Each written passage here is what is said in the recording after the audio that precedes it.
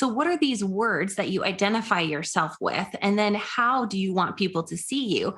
And then you can go to Pinterest and you can kind of dive down the rabbit hole and start pinning all the things that you like to look at. Yeah. Don't make them mean anything about yourself. Oh, I can't pull that off. I couldn't possibly wear that color. That skirt, not on me. Don't worry about that stuff. Just pin it, leave it, come back to it later with fresh eyes. And then you can start to see a vision come to life of something that you like to look at. And then you can pull colors from there. What color am I drawn to? What do I keep pinning over and over again? What am I going to like to see on my website, on my social graphics? Like, what am I going to like wearing during a brand photo shoot? And then think about the way that your brand unfolds, right? Is it more casual? Is it more elegant? What are the words? Is it luxury? What are the things that you're putting out into the world that you want people to see when you show up and you express yourself? Like, what's going to sound like you? What's going to feel like you? And so you can kind of just go down that path and not let it mean anything, and then start to bring those pieces together.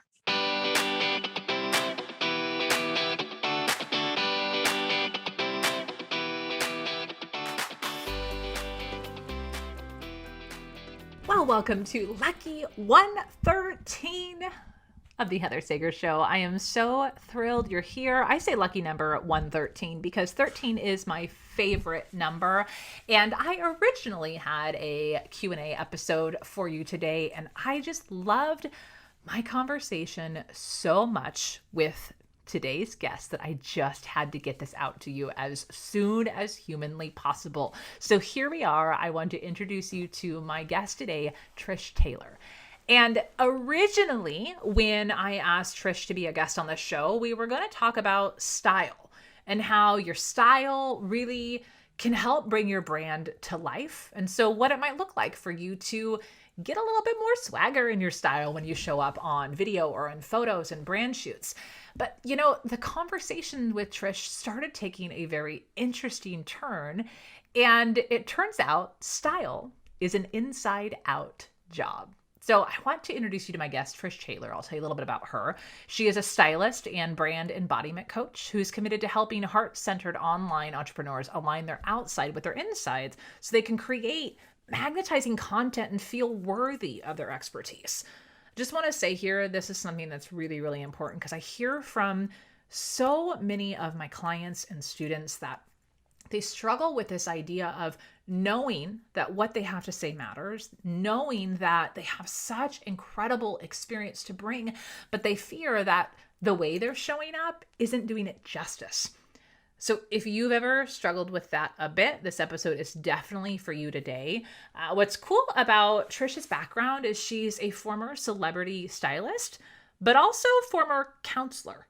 She has her master's degree in therapy, and it was really interesting how she's brought these two worlds together to help entrepreneurs not only get comfortable with looking great in their style, but what Trish focuses on is helping people feel confident getting more visible in their business. And around here, I talk a lot about you stepping out and getting seen, getting eyes on your business, getting ears, listening to your message, and showing up in a way that's going to attract your ideal clients. And a big part of this is how you show up, what you talk about, what you're wearing, how you're styled, what the aesthetic of your brand looks like. These things all come together, and I just love this conversation. And spoiler alert, part of the conversation of us talking about things really coming from the inside is we're going to go a little woo today.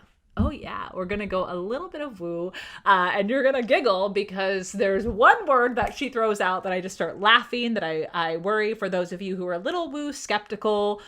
Yes, she mentions crystals. No, don't worry. We're not going to tell you to go out and buy any, nor do I own any. However, Trish opens up this really beautiful conversation around how we can leverage things like meditation and journaling. And we even explore EFT tapping, which I've been super curious about, but all of these things as ways to move past the blocks you have with getting seen, Whether you're nervous for getting on video, you're terrified of putting yourself out there for podcasts, whatever blocks you have right now that you're really just struggling with, you're grappling with going, I just have to push harder. I just have to get out there more. Sometimes we need to stop and ask ourselves some really intentional questions and explore what's happening there and work through it. And I love, not only did we talk about tactical things around style today, like, spoiler alert, Trish teaches us how to do one of those effortless, like half tucked situations. When you effortlessly tuck I could never figure this out. It always looked like I was a toddler shoving my shirt into a diaper. She's teaching us the half tuck today. So we're getting practical in styling, but then Trish will actually walk you through a tapping exercise that can help you get over your blocks if you're feeling super nervous on camera.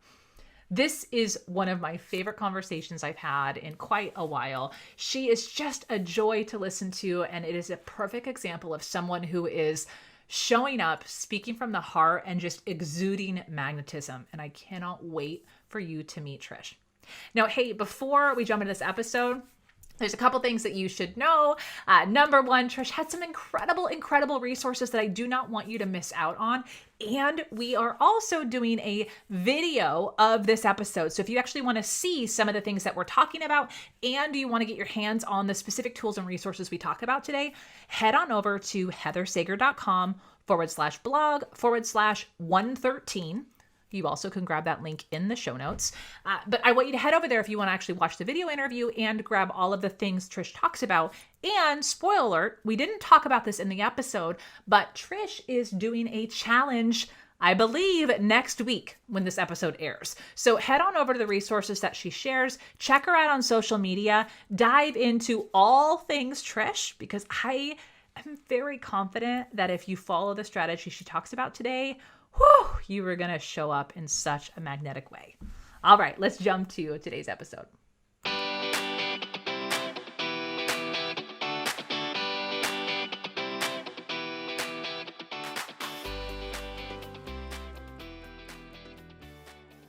Trish, I am so excited. We're finally here. You and I have been working on getting this date together for, it feels like months. Welcome officially to the show. Thank you. I think all in the right time though, it's just, there's so many fun things to talk about. And I think, oh gosh, even a few months ago, as we do as entrepreneurs, things shift and change. And so I'm excited to be with you here now in this moment. Me too. I think timing is a beautiful thing. Originally, when we got the information around you wanting to speak on the show, it was really about styling, which we're going to talk about today. But as you and I have gotten to know each other, I've uncovered a lot of curiosity within myself around you and your story and your brand. So we're actually going to talk about so many things today, but stemming back to this idea of, as business owners, we have to be comfortable being visible in our business to not only our existing clients, but also just generally to people, so that people can be attracted to what we have to offer, which is a very weird thing to say out loud, but it is what we do. So talking about visibility today for sure, but by way of your story, let's start there. So tell me a little bit. I was curious, how did you get into visibility, and how does a former celebrity stylist start teaching digital courses that have to do with the woo-woo side of business? What? Totally. But I think that's the best thing. I think if we all look at our own journeys, like, it is such a meandering road to get to where we've been. And there's so many little breadcrumbs that if you could look back, you could see where these interests kind of started showing up in your life. And totally, I know that's true for me, whether we're talking about my styling career or visibility, or even, getting into the woo-woo of life and business. So that's kind of where it all started, honestly. I needed something for myself, because when I was transitioning into the online space, when I was going from celebrity stylist to online entrepreneur, trying to help women feel comfortable in their bodies and in their clothes, I didn't realize that I actually had to get visible myself. What?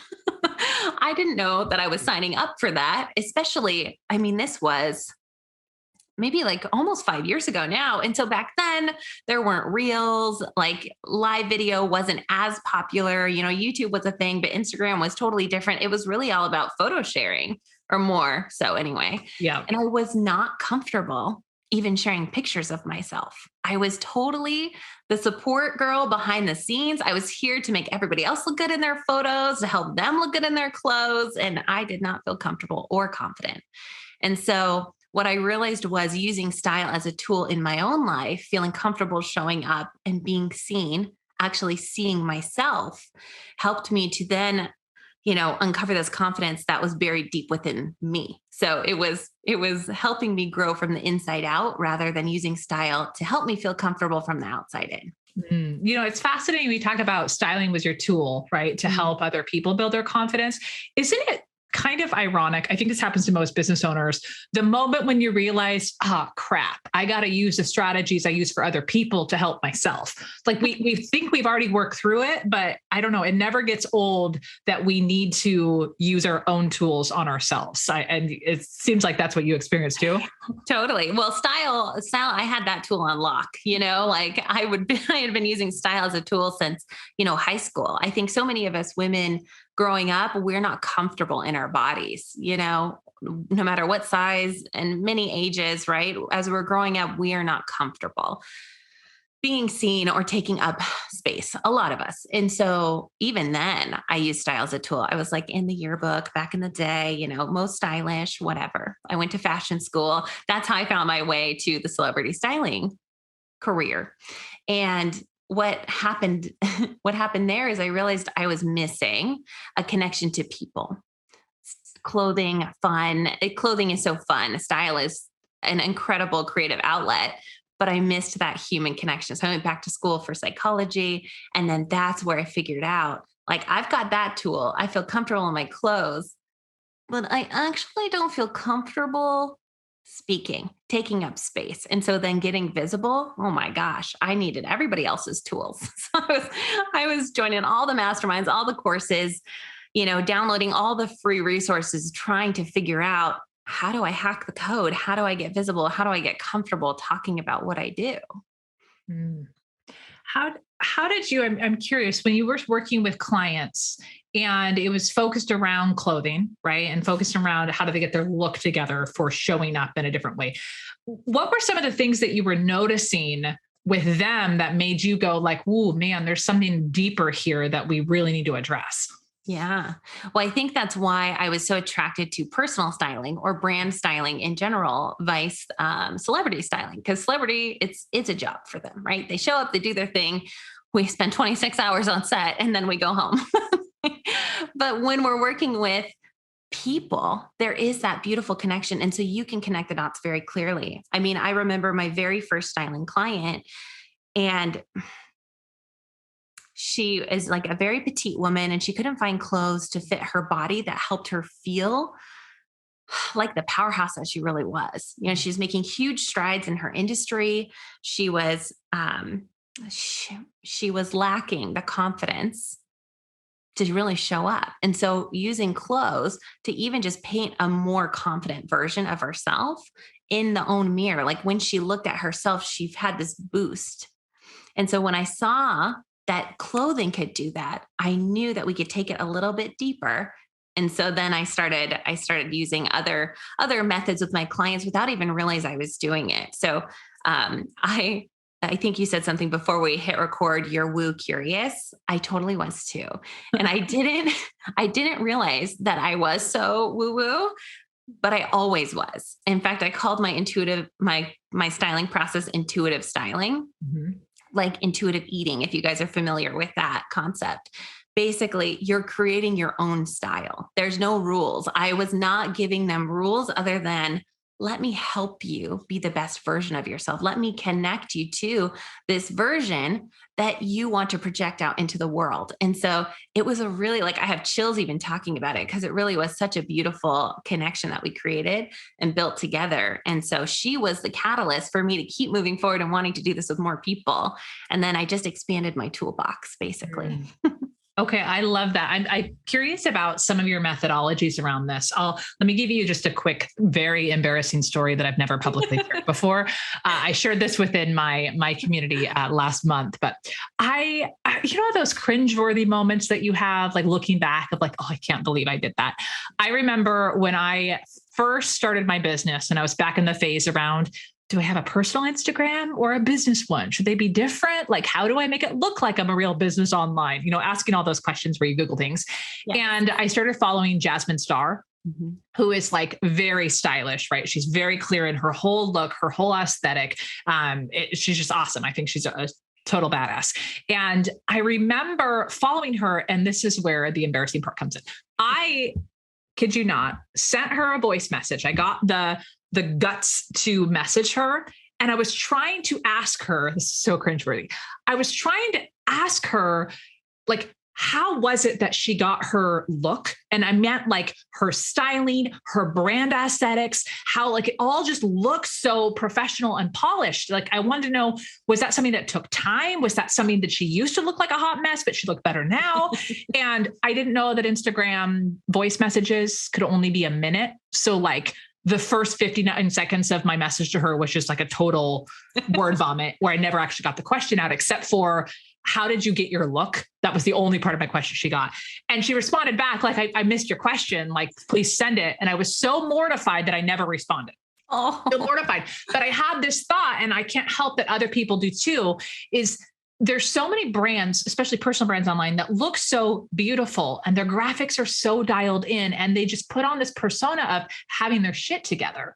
Yeah. When you're an entrepreneur, you don't even know what all the pieces are. Like when you're very first getting started, how do you help someone who's at that phase of not knowing what they want things to look like, but they want to end up in a way that feels put together? Oh my God, I love it. I love it so much. And I love that you had the guts to message her. I wouldn't have, for sure. Yeah. I was mortified. I wish there was like a disappear. She never even heard like the full backup of it. So I probably sound like this crazy person around like rambling. And then so how did you get your look? And she's going like, what do you mean by my look? Like, what the hell does that even? Anyways, sorry. Well, I actually have a stylist who does it for me. I'm sure she works with stylists, but we're like the secret. No one, like everybody talks about their hairstylist because everybody knows, right? You get your hair done. Nobody talks about stylists. We're like the dirty little secret. But Jasmine Star has incredible style. And I'm just cheering you on that you even sent that voice message. But that is such a great question. And that's something that I hear often. And I mean, of course, it helps us. Not only does it help other people see you as an authority in your space, but it also helps you build this efficacy in yourself. Oh, I am an authority. I see myself in this way. And so this is such a fun concept to talk about. I mean, it even goes as deep as, like some people, they wear their jammies all day when they're working at home. But if you shift and you put on, clothes that make you actually feel really good, like a badass, when you sit down at your computer to do a live, you're probably actually going to deliver a better live, right? Totally. So it's like the psychology behind it. So yeah, how'd you get your look? That's a big deal. That's a great question. So what I ask my clients first and foremost is let's talk about who you are. So we want to figure out who they are and how they want to be seen. And so those are pretty broad, ambiguous questions. So we drill down on those with core values. So what's important to you? Like, what do you want someone to know about you? Tell me about your everyday life. Like, what things do you think are pretty? Like, what is exciting for you to look at? And a lot of times I'll have someone build a Pinterest board and just kind of have these keywords in their mind. And so, inside of my batch wardrobe program, I teach people how to create a brand that's aligned visually, just like what you're saying, that actually looks like they're super professional, right? Yeah. And so that's how you do it. You have to first identify these descriptor words. Oh, I like bohemian. Oh, I like woo-woo, or I like crystals, or I don't. Like, I'm really polished. I'm really put together. I'm a little bit more classic. So what are these words that you identify yourself with? And then how do you want people to see you? And then you can go to Pinterest and you can kind of dive down the rabbit hole and start pinning all the things that you like to look at. Yeah. Don't make them mean anything about yourself. Oh, I can't pull that off. I couldn't possibly wear that color. That skirt, not on me. Don't worry about that stuff. Just pin it, leave it, come back to it later with fresh eyes. And then you can start to see a vision come to life of something that you like to look at. And then you can pull colors from there, What color am I drawn to? What do I keep pinning over and over again? What am I going to like to see on my website, on my social graphics? Like, what am I going to like wearing during a brand photo shoot? I worked with a branding company back in the day, very early on. And I built this huge, amazing custom website. And I thought, once I build it, they will come. That didn't happen. Spoiler. But they gave me this brand color that I actually didn't like. And I was too young, and I hadn't developed my own awareness around myself yet, that I didn't have the guts to tell them, even though I was paying them an exorbitant amount of money to change the damn color. And so I got stuck with this color that's grown on me over the years, but it was everywhere. And so I would choose a color that you like to look at, right? A color that you like to wear. And then think about the way that your brand unfolds, right? Is it more casual? Is it more elegant? What are the words? Is it luxury? What are the things that you're putting out into the world that you want people to see when you show up and you express yourself? Like, what's going to sound like you? What's going to feel like you? And so you can kind of just go down that path and not let it mean anything, and then start to bring those pieces together. Okay. I love this of like going down a really intentional Pinterest rabbit hole. I think like I love the idea of just nodding to things that you like without questioning why you like it or whether or not you should like it. Like, I think that's beautiful. You know, something that I hear a lot from those in my audience, and specifically my clients and students in my program, is I attract a certain type of woman. And she is a woman who has built a successful career in whatever her industry has been. She's quite frankly a badass, and she's accomplished really, really great things. And there's this interesting thing that happens is when that person jumps into the online space, they have this leap moment where they want to jump into the same level of professionalism that they experience in their old world. However, they don't know how to get there. And so they start second guessing everything and then trying to fill in the gaps by exploring what other people are doing. But they want to be seen as a polished professional, but like also a little bit girl next door. And they want other people to know they're credible, even though the other people don't know their background. So like, I don't know, it's this very, very specific kind of woman who follows me. And it's funny because it is also my journey in corporate moving over here. So I guess that makes sense. But I guess here's my question for you. How does someone let go of their picture of needing to be super uber polished and professional and kind of shake it off a little bit and still be professional while also unearthing their own personality? Does that make sense? Oh my gosh. Yes. I love this question so much. Oh, it's so beautiful.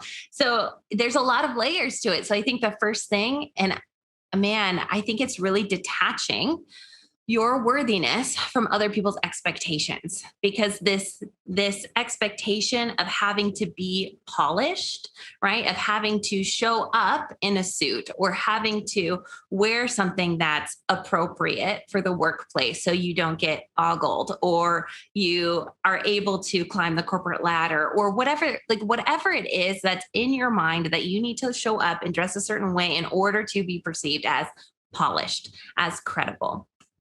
You can just detach it. And it takes time. I mean, it's not as easy as that to just like cut the cord between, but you can do some work around this, and you can look to other people as expanders, right? Because there's so many people, especially here. We're so blessed in this industry to be able to look to people to see who've built multi-million-dollar businesses, and they don't wear a suit. Like their images are not, the most polished, but they show up and they share their truth. And no part of them is showing up in a way that's expected by someone else, right? The reason that they've been able to create the success is because they're breaking the mold. So what does that mean for you? What is this authority that you are trying to create and then show up as her? Mm-hmm. But I do know what you mean. I think it's hard, especially in the beginning, to detach yourself from that. So I think what you can do is take baby steps, right? You can trickle in a little bit of that polish with professional photos. So that's what I did too. So I don't have a husband, or like back in the day, an Instagram husband that would take really good photos of me. No, bad eye, like very bad photographer. Just like make you not feel like my husband takes terrible photos. So he does not take any photos of me. I'm like, how did you get so many chins? Like, I don't understand. You like the way I look in this photo, whatever. So if I hired a photographer because I needed that, and I needed to have that sense of polish as well as I transitioned into this space. Because I wasn't coming from a corporate background, but I was coming from a really elevated aesthetic, right? Like magazines and prints and, red carpet, right? And so I had high expectations for myself. And that's part of it too, right? Yeah. Where are these expectations coming from? Are they even your own? That's something, right, to get you thinking, like, is this even actually important to me? Maybe not. But you can have a photographer come batch photos for you. So when you're sharing your content, when you're showing up consistently, you can have a bank of photos that look polished, that look beautiful for you to share. And you can mix them in with your fun reels. You can mix them in with little quote cards. Like, nothing has to be quote unquote perfect. Yeah. But it is nice to have this support system behind you that makes you feel a little bit more comfortable showing up in the way of batched content. Yes. Okay. I love this tip. I think this is a really, really simple tip, and like kudos. I didn't know I was doing this at the time, right? But it's exactly what I did with my business. Is right out of the gate, before I officially even launched my business, I had a professional photo shoot. Yeah. And it's one of those things that when you have a professional, specifically a brand photographer, as you mentioned, do photos of you, you ooze, I know what I'm doing. Like you show up in a more professional way. So I think investing in brand photos is big. Can we demystify this idea that brand photos have to be super expensive? Yeah, they don't. They definitely don't. I mean, I think it depends who you're working with. And I think it's important for you to know what you need. So like your expectations for working with a photographer, right? Yeah. Like in the very beginning, I had no idea what I needed. And it was strictly, content really for social media. So it wasn't that big of a deal. Now, as I go into this, I have needs for, like ad graphics or for my websites. I have to have it bigger and wider frames and lenses. So that's important to know what you need, what you want to communicate, basically. Yeah. But hiring a brand photographer does not have to be crazy expensive. It's important to be intentional with the content that you want to create. So I like to tell stories with my photos because I think it's so important that you capture someone with some visual storytelling, and then they'll keep reading. Right? Yeah. They're invested in you and the thing that you're doing in that photo. So if you can tell stories with your photographer, then that's all you need. So it could be a friend with a great eye. I met my first photographer. We still work together on Craigslist. I don't even think that that's a thing anymore. I don't know. But you can find them on Instagram, hashtags. There's so many fun ways you could do trades. You don't need to invest in a whole new wardrobe. You probably have things in your closet. It can be simple and it can be hard. It just depends how you view the experience. For me, the first one was, I put a lot into it because I didn't feel comfortable in front of the camera. I got a spray tan. I got my hair blown out. I think I got my makeup done. I did I was also a stylist, right? So I did a big shopping trip. That was really important. But I got all the photos back and I actually didn't love a ton of them because I was so serious and I was so stressed, and you could see it in the photos. Like I still have them up on my Instagram because my clients get a kick about like scrolling back and seeing them. I don't even look like myself. I'm so serious. So I think that's important. So as we talked about going down the Pinterest rabbit hole intentionally, do it also with how you want to feel when you show up. So I even tell my clients to write themselves a little love note to read before their photo shoot, just to kind of get in that space of what you want to communicate in these photos. And you're right. The photos just look beautiful, super professional, right? I'm reminded of, I've been working with a client here lately. She's a professional photographer, specifically in the boudoir space. Mm-hmm. And we were working on a keynote presentation that she just gave this last weekend. And this just clicked for me, like looking at her content, this clicked. She teaches something around body language and photography, and specifically talks about how our brains work and how when we see images of people, the emotion that they're expressing, you feel it as a viewer. And it's because of in our brains, there's mirror neurons, that there's this actual pathways in your brain that when you see an emotion, you actually express and feel that same emotion. And so what you just said reminded me of that and got me thinking, like, if you want to think about do you want people to feel when they scroll through your Instagram feed, or how do you want people to feel when they land on your homepage of your website? Do you want them to feel excited or at ease or happy or whatever that emotion is? You have to bring that emotion into that photo shoot for your photos if you want them to feel it too. Absolutely. That was just like a full circle click. Denise, if you're listening, by the way, you'll be so proud of me for applying your strategy into this conversation. But it makes sense that if you're nervous, same thing happens when you're on stage, right? If you're nervous, if you're caught up in your own head, if you're stressed, opposite of what you want to portray for your audience. So that's like, Trish, that's very insightful, like very insightful. I want to go there. Well, thank you. Thank you, Denise, for bringing us full circle. Yeah, there we go. Okay, so talk a little bit about, let's actually go into styling, because I am really curious about this. I do not consider myself someone with great style at all. I'm like, I don't understand how to piece things together. I've figured it out over the years, but I definitely can respect a good stylist. So let's say somebody is style challenged as myself. How do they approach a photo shoot when you said like they can pull things out of their closet? Like my tendency is like, well, crap, I have to go buy all new clothes. Like I don't know what to wear. Where do you start with someone? How can they pull off great style to emote what they want to in a photo shoot when they don't know how to pull looks together? How to do the damn thing. I get it. Totally. Yeah. Yeah, totally. So it's literally what I said earlier and what Denise so beautifully said as well. So like, if you're working with an awesome photographer, like that was very helpful too, but it's how do you want people to feel when they view your images? And that's kind of coming full circle to our like quote unquote polished photos as well. Right. Because if you just show up in a suit or, a quintessential pink blazer, right? Like it's very cute and it definitely looks like, an after work, like cute shoot. But is that the feeling that you want people to have when they look at your photos? Or is the thing that you're selling a work from home lifestyle and you're talking to a busy mom who just wants to be comfortable? And maybe in your photo, instead of being in a suit, with a glass of wine, at a bar, right? You're like out and about taking these photos. Maybe you invite your photographer to your house and you wear something that's cozy, like something that you'd actually wear while you're running your business. Maybe it's like a cute pair of leggings and a great little sweatshirt that you have on. Maybe you have a journal. Maybe you're lounging on the couch. We're actually painting a picture, a whole picture. So it's more than the clothes, but the clothes also need to coexist in this feeling. Yeah. So that's why I think sometimes people have the things in their closet, or they have the thing that they like in their closet. They just need to update it. Right. Mm-hmm. So maybe you love wearing those leggings, but maybe those leggings, they've seen better days.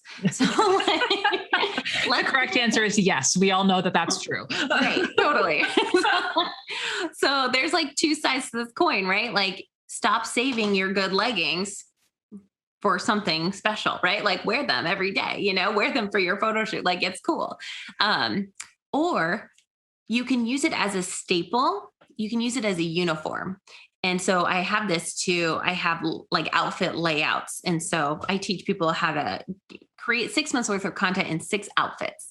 And so there's outfit formulas. And so as long as you're following these formulas. Hold on. I'm interrupt you for a second. You just said something that immediately made me go like, oh my God, grab my notepad. Oh my gosh. She said formula. I'm here for it. So side note, anyone listening who's trying to get better at speaking, when you drop little things like that, you create curiosity with your audience.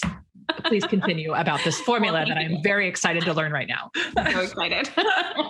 Okay. So let me spill the tea on this formula. So basically there's 3 aspects to any outfit that are going to make you feel really good while you're wearing it. And it's going to make the camera pick up all the right angles too. So draw attention to your waist. And so your natural waist. So it's not always where your belly button is, but it's where your waist bends. So if you're doing like the My Little Teapot, dance, and you curve over, that's your natural waist right there. Tip me over, pour me out, baby. Exactly. So, had the words and everything. There's a lot of childhood songs happening in our house. We're in it right now, in the thick of childhood nursery music. I love it. I thought that would be resonant. It just came out. You did good. So draw attention to your waist. And so that could be with high-waisted leggings. It could be with a belt. It could be with color blocking or a peplum blouse. So like there's different types of items that you can wear that will highlight your waist. And basically you're just looking for the eye to go to the waist of your body. So that's the first step. The second step is to wear something V-necked. And it could be a V-neck blouse. It could be a V-shaped long necklace. It could be a scarf that has a longer line. It doesn't really matter. But if you're wearing something that has a V up around your face and your neck, your eye instantly goes into the middle of your body, creating this proportionate look, right, at your waist, and then draws up towards your face with that V. And so it becomes really proportionate, no matter what your size, no matter what your shape is, it works for everybody. And then the third thing is you can wear a layering piece. And this works really well if you're planning your batch photos, because you get two times the photo power with one outfit. So if you have your layering piece, whether it's like a bomber jacket, a blazer, a cardigan, anything that hangs as an extra piece, it not only looks more put together, which is that keyword polished that we're looking for, right? Looks like we actually tried harder, but really we just put on a third piece, So it's a little trick, but it brings the eye in, and now you have like a very narrow column that your eye is attracted to. So it's all just visual cues, and it looks beautiful in the camera. It allows you to play with something, right? Like if you have nervous energy in the photos and you don't know what to do with your stupid hands, like all of a sudden they feel like blocks, you can hold the jacket, you can put one in your pocket. Like it's very fun and playful. And so then you look longer, taller, leaner. Your eye goes into the middle portion of your body, and then it comes up to your face. And so we have all of these things working together. And so no matter if it's a casual look, if it's formal, if it's like a date night outfit, it doesn't matter what it is. If you have one or all three of these components, you're going to feel really good in your clothes. Okay. I love this so much. My brain goes on so many follow-up questions. One of them, I'm going to be self-indulgent for a question and ask you a question here that's probably going to relate to nobody else but me, but hell, it's my show, so I can. I have freakishly long legs. So I am sitting down. You would think I was 5 feet tall. Standing up, I am 5'10". So I have really, really, really long legs, like a 36-inch inseam and a very short torso. So for me, the whole like finding the natural waist thing, like the peplum top thing, I always feel like, oh my gosh, it makes me look like a cartoon character because my legs are so long. So when you say it works for everyone, is that true? How do you I don't know. Should we be downplaying the really long legs? I don't know. I don't even know what my question is here. I just know personally, I struggle with this lack of proportion. Totally. No, it's true. But maybe that particular peplum top doesn't work for you, right? Like not every piece is going to work for every body, literally the bodies, right?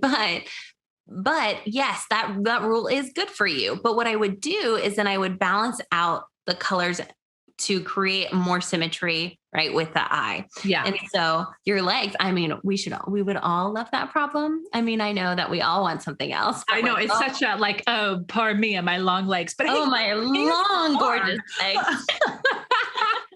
No, I get it though, because absolutely we all have something. And so, yes. So when you are wearing something that's up around your waist, maybe your top goes a little bit longer to your hip bone, right? Yeah. But you still have the attention on your waist. Yeah. But then there's another piece that goes a little longer. So if you're wearing, your third item is a layering piece, right? Yeah. You have a jacket that hits your hip bone, and then that's going to make it a little bit longer. And so that's going to balance you out proportionally. And you can always drop it just a little bit, like a little bit lower than your natural waist. But yeah, overall, it should really work for you.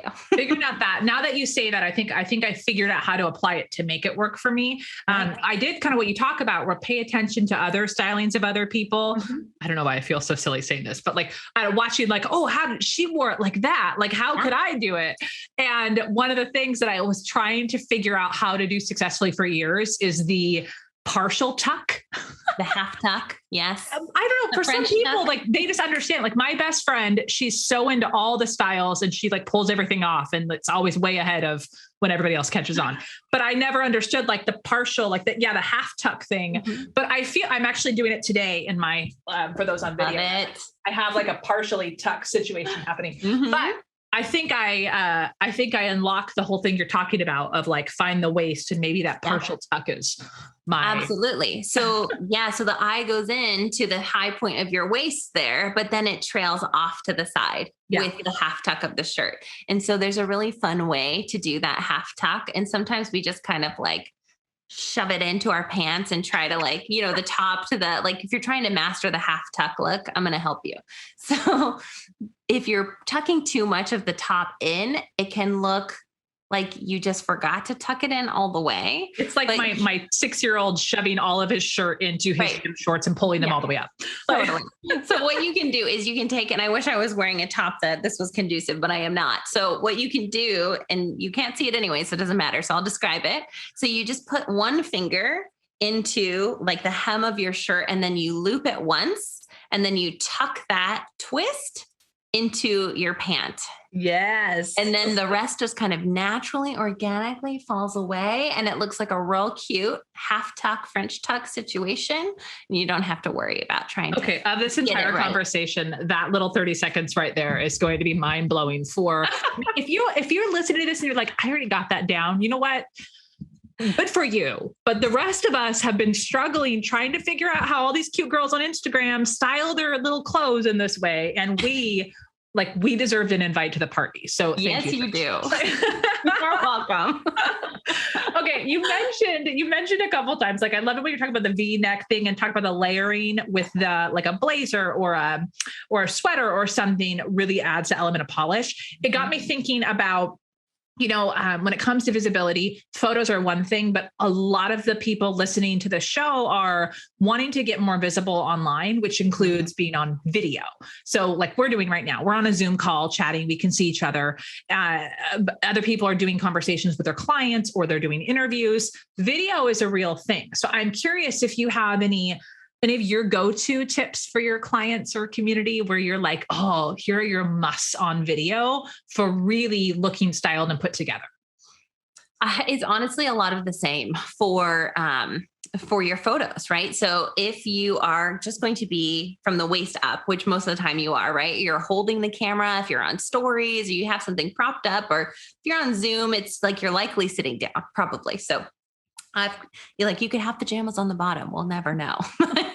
You just have to feel good in them. So, you don't even have to have pants on. I mean, I've seen some pretty sketchy like videos where, they stand up to grab something and then all of a sudden you see their underwear. So I don't know. It's up to you, but at your own risk. Yes, at your own risk. So I think having a V-neck is always really flattering. So sometimes I will wear like a sweatshirt or a t-shirt or something, and I just kind of look like a floating head, especially if you have a dark shirt against dark background and all of a sudden you disappear completely. And so it's nice to have some contrast between what you're wearing and what your background is. You can even use your brand colors in your staging of your office, or if you just have one area in your home that you film often, you can put little accessories that are a nod to your brand. In my office, I have a whole wall that's painted that peachy, like one of the colors of my brand. It's very fun. So now, when people open up to see my content, they see that wall often and they recognize you right away. So it's about creating these moments of recognition and then also feeling comfortable in your own body and in your own clothes. So what feels good? Like, do you feel like you can move around if you're on video, you can talk, or is your shirt going to fall off your shoulder? So you just have to be a little bit mindful, especially the first few times of, oh, oh, these things tend to happen when I'm on live video. Like I get a little sweaty or like I'm a little nervous and my arms keep moving and I don't know why. And so you just want to wear clothes that are going to support you. And then the lighting, man, I'm sure that you all know this little trick. If you don't, I hope you do. Get in front of a light source, right? A window. I have a big box light in front of me here, and I just move it with me all over the house if I'm if I'm going to be somewhere. Yeah. And it's just really inexpensive. I've had it for years and years now, and it's just such a great way to create a more flattering light source for you. Yes. Okay. I love that. I'm always curious around different people have their different go-to things around video, which by the way, if you're a new listener of the show, what we talked about with like the set piece and the lighting, I had an incredible interview with Michael Moore a couple of months ago. I'll link to that in the show notes where we talked about ways to like make it look better than your set actually is. So go listen to that one.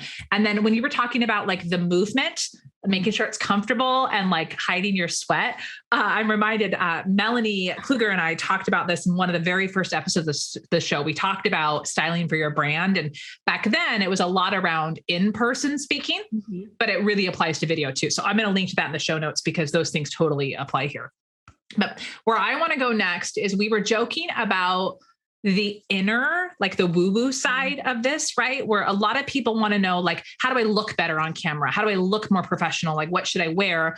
Which all that's well and great, right? But if you don't really feel great on the inside, it's really going to come out on video or on camera. So can you talk a little bit about your woo-woo work? I don't know. Like, I don't know how to ask that, right? Laugh. I'm curious. I'm like I'm just very curious around that. So talk to me a little bit about how you work with clients in that capacity and how that shows up in their branding. Absolutely. Yeah. So, I mean, you're so right. You could be so put together. And when you get on video, if you even get on video at all, if you even end up posting a photo of yourself at all, right? Like I used to have banks, like hundreds and hundreds of photos. I had batched like content ideas. I would have videos filmed and pre-recorded, and I never posted them because I couldn't watch myself. I couldn't listen to myself. I would like cringe getting ready to post that button. So a lot of it has to do with the inner work, rewiring how we actually feel when we show up. And that's where the work meets the woo, the visibility comes to play with the spirituality or things that can help just support you on this journey. And so I use things like journaling to help me feel more comfortable getting on video. And so I would write affirmations. My woo journey has developed over the years for sure. And so I incorporate all of these things, all these aspects into coaching with my clients. And so I help them create aligned visibility. And so they're not just doing all of the things and getting no results, because a lot of times when we're spending all of our time and energy trying to hit all of the shoulds on our to-do list, right? Like I should be posting on Pinterest. I should be going live once a week. I should be doing this, but you can't get out of your way long enough to talk yourself into actually doing it. Yeah. And so, right. And so if we can figure out how we want people to feel when they come into our world, how we want to greet them, what we want to talk about, if you can feel comfortable trusting and actually seeing yourself, because that's the thing, actually seeing how worthy you are of this visibility, of this authority, of calling yourself an expert, of showing up consistently, you end up doing it more. It feels more comfortable. And so we use tools like journaling. I have a membership. Every month we have energetic healing, EFT, so tapping practices, guided meditations. And basically, it just allows you to get out of your own way. Because sometimes we are sabotaging ourselves in this visibility journey, trying to get more visible, trying to create a brand, creating offers and services that don't actually feel aligned to us. So we're like fighting up current, trying to launch these programs. And we're fighting ourselves every step of the way, trying to show up, trying to send another email. But really, if we just connected in to who we are, right? All the way back to the very first thing that we talked about, like, who are you? How do you want to be seen? If we can get clear on that, then that informs your whole brand, how you're showing up, and things get a lot easier. And so that's it. we use crystals, we play with sage. I like candles. I just went live inside of my Embody group program. I told them to burn a piece of paper. Like, we get a little crazy, but it's all sensory. Like, these are things that you can start to take into your memories and rewrite how you're actually feeling. So it gets to be a little bit fun. Yeah. I mean, I love it. And in full disclaimer, I used to be so skeptical and judgy of all of that. Like, I didn't get it. It was that, like, the pace of my life was sheer exertion. Like, the harder I work, the better I get at this. Like, there's no time for that stuff. And the more and more that I let go of needing to control things, and the more comfortable I get with quiet and questioning myself in a good way, but just asking bigger questions and journaling. And for me, walking every morning is a huge meditative thing. I haven't gone down the rabbit hole of sage or crystals. I haven't gone there yet, but I am here. I'm open. And side note, anyone, listening, if, and I would imagine, again, if you have a highly professional background, you're probably also slightly skeptical of these things, but I also would argue you're probably open. It could only help. Yeah. And when you talk about clearing the path of all the muck that happens, we all got to be honest that there is all that inner muck on the inside that fights us from getting out there. It's the ego saying, don't put yourself out there because you're going to get hurt. People are going to say nasty things. Like, it comes up with all these theories, but all these things you're talking about really create the capacity for truly being seen. And I think that's a powerful thing. Can you talk for a second about tapping? This is a very specific thing that you brought up, but I'm really curious around this. It's something that I've only heard one person ever talk about, and I was like, oh, I'm curious. And then I got busy. So what is tapping, and how does that play into this whole conversation about getting out there? Yeah, no, I love it. And also, I just have to talk to our peeps who are feeling a little skeptical listening right now, because I totally was there with you. She had me until crystals. Like, so I very quickly, talked about, I have a master's in psychology too, right? So it's like, I have all these pieces of me in there also. And so, like, the fun part is just creating ritual around it so that you can have more excitement coming into it, right? So you're just building these like little containers for yourself to set intentions, using sage, using crystals, right? These are just things to kind of amplify your experience. If you're going to take a bath, why don't you light a candle? That just amplifies your experience. If you're going to do an EFT tapping experience, which is basically affirmations, right? So if you are journaling affirmations, take it to the next level and use tapping technique. And so what it is basically using your fingers to tap on different meridian points, acupressure points in your body. And it basically sends a signal to your brain to just help me rewire this feeling. Like, help me move these, like, as you said, these muddy thoughts, these feelings that are keeping you stuck and stagnant, these fears that are coming up. If you're more curious after this explanation about tapping, I have a whole series on my Instagram. It's Tap into Confidence. And I did it for, I think, every Monday for a month and a half. So you can just go through the practice, but basically you start with your hand, one hand on the other, and you're tapping on, we call it the karate chop point of your hand, which is just the side point. So if you're where your pinky meets your wrist, so right there, and you're just tapping and you're setting the tone. And this is where, like, the feelings can start to get a little heavy, because you're probably trying to work through something that feels scary. So if we're talking specifically about live video, and I have a whole EFT about this, but basically I had to work through it myself. And so it felt really heavy for me to move through it too.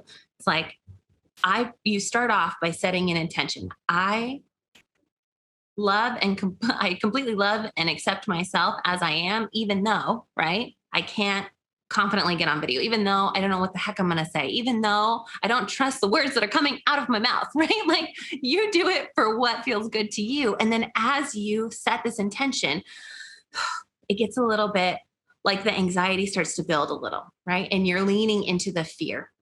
And it's almost like an immersion therapy, right? Like you're leaning in and you're feeling these you can feel it in your body, like somatically, like you get warmer, maybe like the anxiety starts to build, right? Like you get a little sweaty and they're bubbling up to the surface. And then you start to rewire them and you lean into the fear and then you start tapping. So there's there's 7 different points and you can't see me. So all I can say is they're along your face and your chest and your head. And you start to tap these points on your body. And then you start to tap into what would happen if, right? I don't know what to say. They're going to think I'm a fraud, right? I'm not going to get consistent. I'm never going to have the visibility I desire. And then you move into, what if I could? What if they loved me? And then you go under your armpit, like it's all over your body. You're tapping these acupressure points. But what if you could reframe? And so then you go into a more positive state. And so within a matter of minutes, you've worked through like the deepest, hardest journaling points, right? You've worked through these things that are keeping you stuck, the things that you're not allowing yourself to show up and even be consistent, even share your message because you're so afraid of what someone else is going to think. But really what you're afraid of is what you think. And so if you can rewire what you think in just a few short minutes, why wouldn't we try it? And so that's kind of the beauty of EFT. And it was kind of a hard explanation. So please go look on my Instagram and it's much better. I go into more depth there, but hard on podcast. It's great. And if you go to the episode show notes of this, we'll have the video of this interview. You can watch it. It was beautiful, but I love how you said, I don't remember exactly how you said it, but it's going to become a clip for this episode. It was around how your own thinking, right? If you can coach yourself, question your own thinking, and then guide yourself to that solution, it's really powerful. And, what makes a lot of sense to me about this is, so I've always been really uncomfortable with meditation. And just sitting with my hands doing nothing, it just feels very weird. So the idea of you put your hands to work here, and as you're guiding yourself through these thoughts, you're tapping. I mean, I don't know. I'm sure you feel silly when you first start doing this, as anyone does. But okay, I now have all these questions, but we're not going to go down those holes. I also want to put you on the spot and be like, would you come teach this inside my program? Like, I'm so like, there's so much fun stuff aligned with what we do.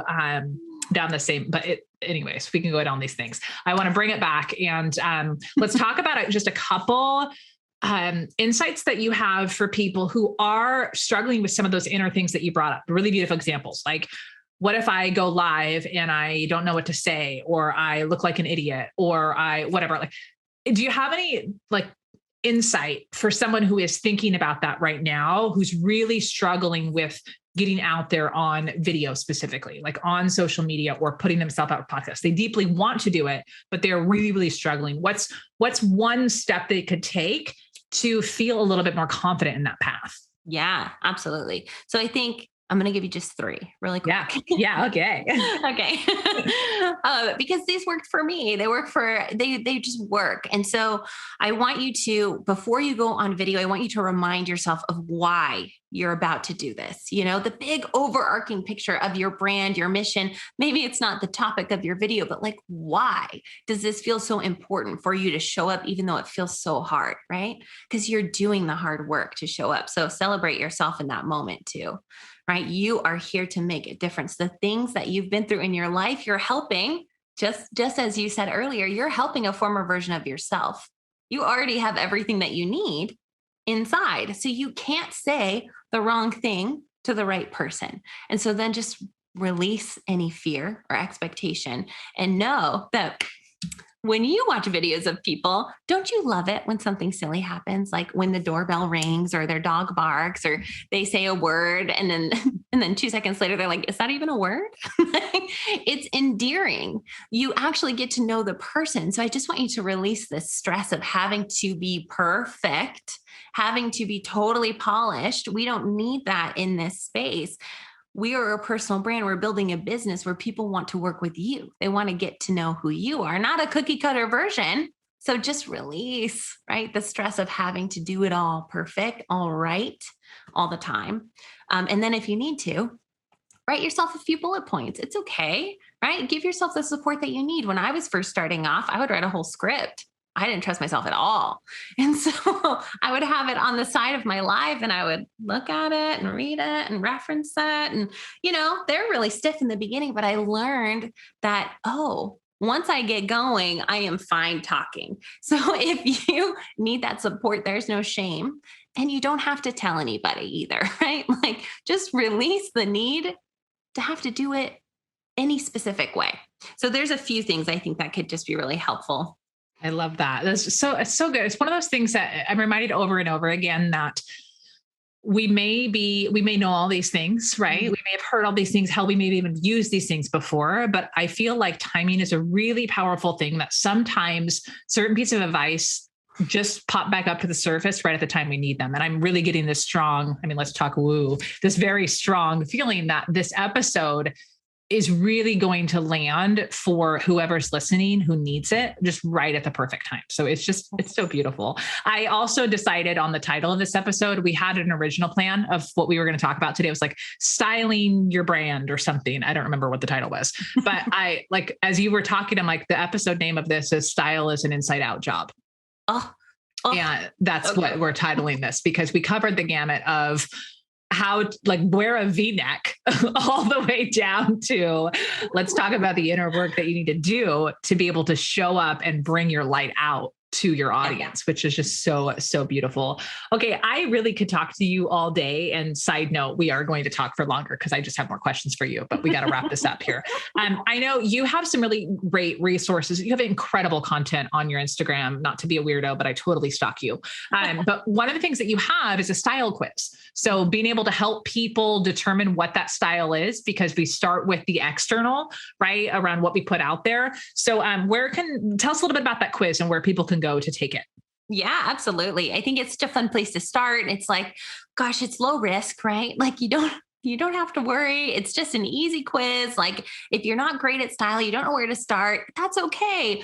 The quiz is not surrounding style at all. It's really about your personality. And so it's so much fun because you just get to answer silly questions. And then at the end, you get a really fun, tailored, email sequence, right? We're all entrepreneurs, what's coming, right?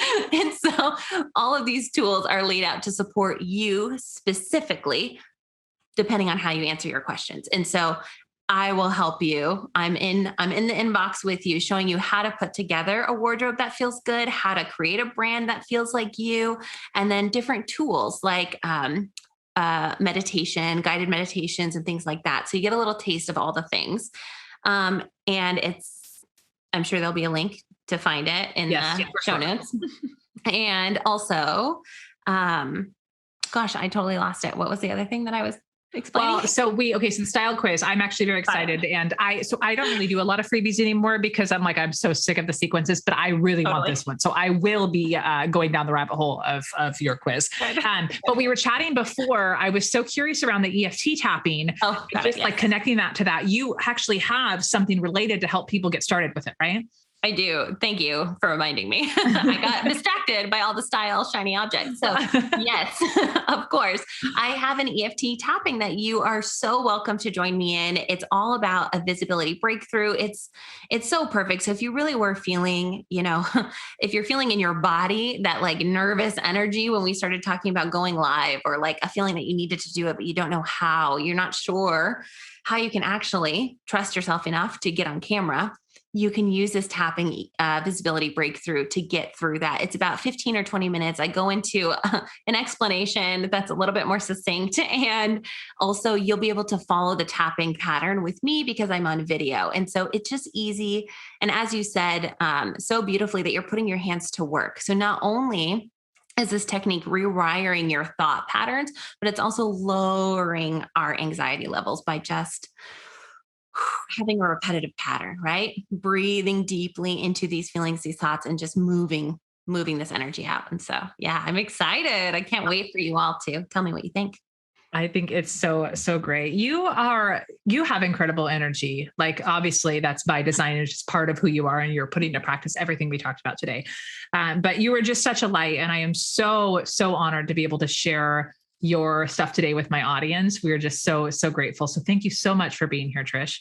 Thank you so much. Oh, I'm so happy to be here. And really, it's all just little tools. And so I'm so grateful to be able to share what's in my toolbox so that you can put it in yours. It's awesome. And that they hopefully did today with lots of notes, again, with all the things that you said. And hey, as you're listening, be sure to connect with Trish on Instagram. We'll put all the links in the show notes if you want to come back and watch us mocking the whole like finger tuck situation. I mean, there was a lot of hamsy stuff here today. So you can watch that episode at heathersager.com/podcast. And we'll see you all on the next episode.